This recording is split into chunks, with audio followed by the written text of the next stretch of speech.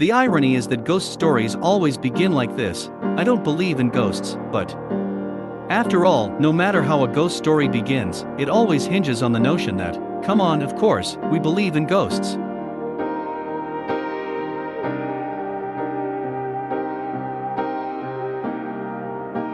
Number 1. Gettysburg, Civil War battlefield in us. Even ghosts non-believers agree there is something eerie about Gettysburg. Many people report they witness exactly what they came for: sounds of drums and gunshots, spooky encounters and camera malfunctions in one specific spot, just to name a few. The Battle of Gettysburg, for which President Abraham Lincoln wrote his best-known public address, is considered a turning point in the Civil War that led to the Union's victory. It lasted 3 days, from July 1 to July 3, 1863, but it accounts for the worst casualties of the entire conflict, with 23,000 on the Union side, 3,100 men killed, and 28,000 for the Confederates, including 3,900 deaths. Thousands of soldiers were buried on the battlefield in mass graves without proper rites, legend says, before being relocated to the National Military Park Cemetery for the Unionists. Since then, legend has it, their restless souls wander, unaware the war has ended. You can find them everywhere, on the battlefield, or in the town's preserved inns and hotels turned into field hospitals back then.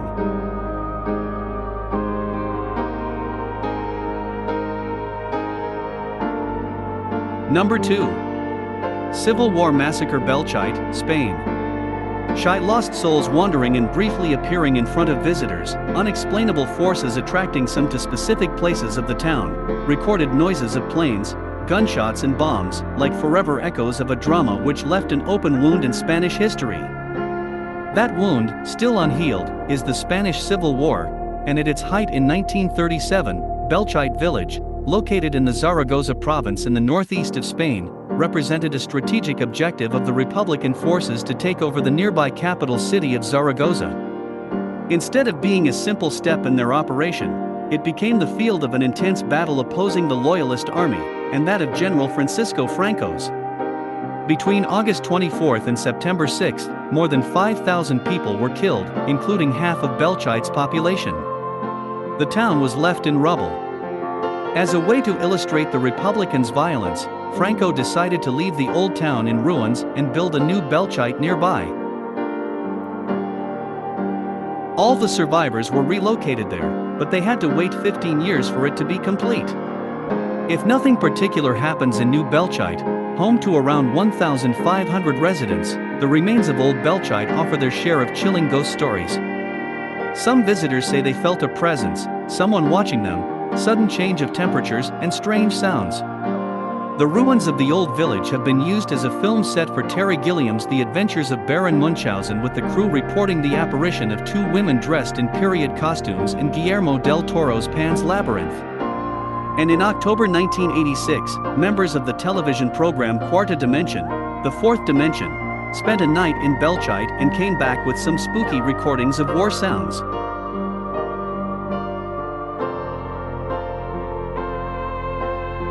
Number 3. True ghost stories and super dog stories. Can dogs see ghosts?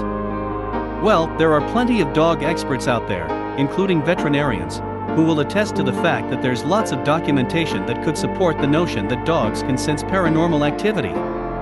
Marlene's husband Jack had been dead for a year.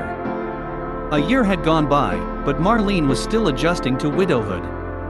Maybe it was crazy to think that after 40 years of marriage, she would ever adjust. Elmer the golden retriever seemed to understand this from the very first. That cold, moonless night when Marlene returned, alone, from the hospital, Elmer did something he'd never done before. He jumped up onto Jack's side of the bed and lay his head on the pillow. When Jack was alive, Elmer would never have been allowed to do that. But Marlene didn't shoo him off. Instead, she laid down beside Elmo and let the peaceful sound of his snoring lull her to sleep. The next night was the same, and the night after that. Over the past year, it had grown into a comforting routine. But not tonight. Tonight was the first time Elmer had left Marlene alone in the bed since Jack's passing. But hearing nails clicking on the wood floor downstairs, Marlene recognized the sound of Elmer requesting outsies. With a sigh, Marlene made her way down the stairs to the foyer. But Elmer wasn't pacing in front of the big oak door. Rather, he was dancing and wagging, and wiggling and bowing, just like he used to do when Jack would come home from work. To Marlene, it felt as if Jack had just come home.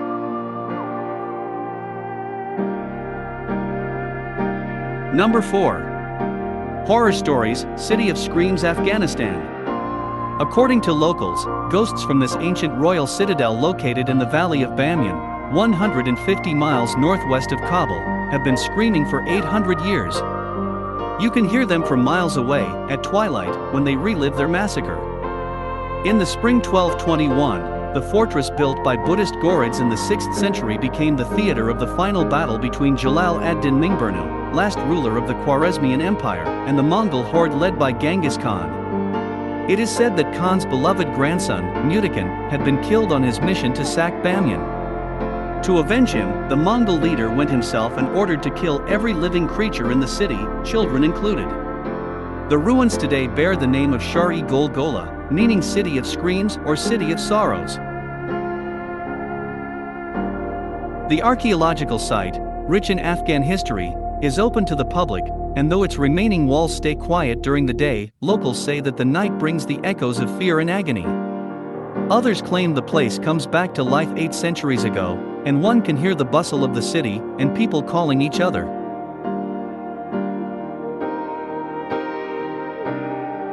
Number 5. Best haunted places in India. Here's another banger story that about a different and a more frightening tale behind the doom of Bangor. As per the folklore, there was a princess of Bangor, named Ratnavati, who was allegedly an extremely beautiful woman. Hypnotized by her exquisite beauty, a necromancer in the region fell in love with her. In order to get her, he put a spell of black magic on the oil that the princess was supposed to use for massage.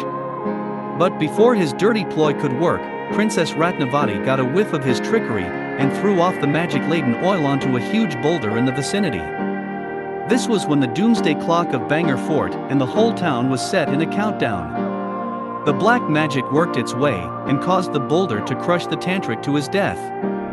However, before breathing his last, he cursed the entire town of Bangor, struck down by grief and despondency, to slowly succumb to its utter desolation just like him.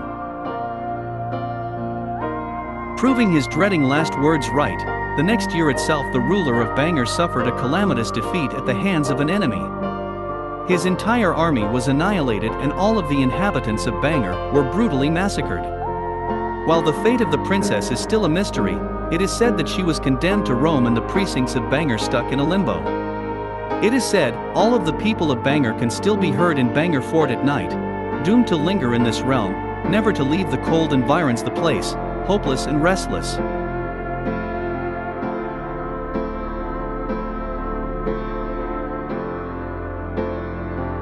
Number 6. True spooky stories where I lived, Erie Attic. The irony is that ghost stories always begin like this: I don't believe in ghosts, but... After all, no matter how a ghost story begins, it always hinges on the notion that, come on, of course, we believe in ghosts. A few years ago, I moved into a 1-bedroom apartment in Melbourne, Australia, they went on to recall. It was my first time living on my own. The apartment block had been built in the 1930s. I'd been there for a few months when I came home from work one day and went into the bathroom. I saw something strange. A wooden board, which had covered a hole in the ceiling that led to a small attic space, lay fractured in 2 pieces on the ground. I thought the landlord had sent someone to work on the attic. I was frozen stiff with fear. Someone is up there for sure, I thought. I emailed pictures to the landlord, asking if anyone had been there. Her reply: please call me as soon as you are able to. I called, and she explained that her last 2 tenants had said the same thing happened. She promised to replace the board, and she did. A month later, I woke up one night around 4 a.m. My body was covered in goosebumps. It felt like someone was rubbing his or her hands on me. Everything was silent, but then I heard a dragging sound coming from above my bed. It was as if someone was pulling a sack of potatoes. I froze, convinced someone was up there. There is no way an animal could make that sound. After 5 minutes, I worked up the courage to turn on the light, armed myself with a cricket bat, and walked to the bathroom. That's when I saw that the new board covering the hole was broken in two. I felt sick. The dragging sound had stopped. But I heard something else, whispering. The sound was clear and coming from the attic. It sounded like children's voices, and I could hear one sentence repeated over and over, "It's your turn. It's your turn." I switched on every light in the apartment to make things feel normal. It was 5 a.m. and dark outside. I watched TV to try to unwind. Then a fuse blew. My pet budgie, Dexter, whom I kept in the kitchen, usually never made a sound at night, but he started squawking like he was being strangled. I'd never heard him make those sorts of noises. He was screaming. I grabbed my car keys, ran out, sat in my car, and waited there until the sun came up. When I saw people walking their dogs, this comforted me enough to go back in. The front door was open, but I figured I might have forgotten to close it when I ran out. I went to the kitchen to check on Dexter, but he wasn't in his cage. I felt sick again. All my windows were closed, so I looked everywhere inside. When I walked to the bathroom, I heard splashing. Dexter was half drowned in the toilet. I took him out, washed him, and dried him. I was so confused. At 8 a.m., I called the landlord and gave her a watered-down version of the night. "Oh wow, you heard the whispering too," she said. I stayed in that apartment for another 18 months. I heard the whispering on a few occasions, and twice the board covering the hole in the ceiling moved. Although I live elsewhere now, the landlord recently called. She said that her new tenants had begged to speak with me about some of the stuff that's been going on there. Forget it. It's their problem now.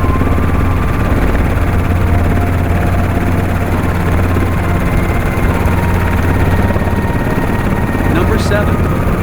Horror stories taken place in a house in Los Angeles. Los Angeles is one of the best destinations for haunted house hunting, and this Bavarian-style home in Beverly Hills has a particularly gruesome history. In 1932, it was home to the iconic actress Jean Harlow and her abusive husband, Paul Byrne, who shot himself in the head while standing in front of the mirror. Their butler discovered him and called MGM instead of the police, so there were tons of rumors that it wasn't actually suicide. Many suspected Byrne's ex-girlfriend, a suspicion exacerbated by her jumping off a boat to her death a couple days later. Jean moved out after his death, but died only a few years later at the age of 26. But wait, it gets creepier. In 1963, celebrity hairstylist Jay Sebring bought the home and lived there with his girlfriend, Sharon Tate, until she left him for Roman Polanski. They were still friends and remained so until both of them were murdered by the Charles Manson cult. Tate was the same age as Harlow when she passed. But back to when the couple lived in the Harlow house. Tate told several friends of creepy occurrences in the home and even mentioned it in interviews. For example, once, when she was sleeping in the master bedroom alone, she saw a creepy little man. Her friends say she believed it to be Paul Byrne's ghost. She was so freaked out when she saw the alleged ghost that she ran out of the room and then saw a hanging shadowy corpse with its throat slit in the hallway. There are also stories about 2 other people dying in the swimming pool over the years.